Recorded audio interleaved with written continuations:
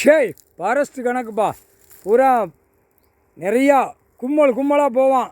Forest ஆஃபீஸுக்காரன் என்ன பார்க்கணும், அங்கே சாராயம் நடக்கு, சாராயம் வியாபாரம் மலை கீழே பூரா ஒரு கணக்கு. ஒருத்தன் பாட்டி வைப்பான், 30 பாட்டில் 40 பாட்டில் தள்ளி விடுவான். யார் தள்ளி விடுதா? அரசியல்வாதி.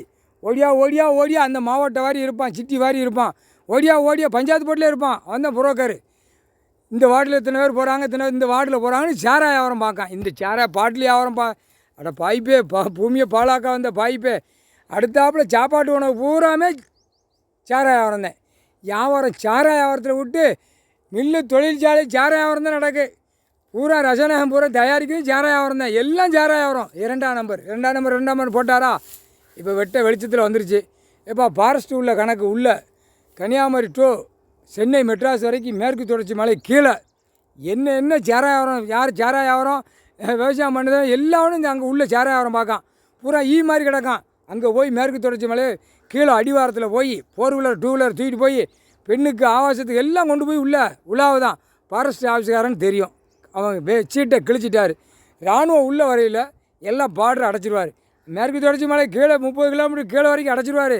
அவன் நாக்கை போட்டு நக்கி அவன் பொண்டாட்டி பிள்ளையோட நக்கிக்கிட வேண்டியதான். முக்கால் சத்தியம் தப்பு செஞ்ச கணக்கு விட்டாச்சி கணக்கு எடுப்பார் ஐயா நீதிமான் நீதித்துறை.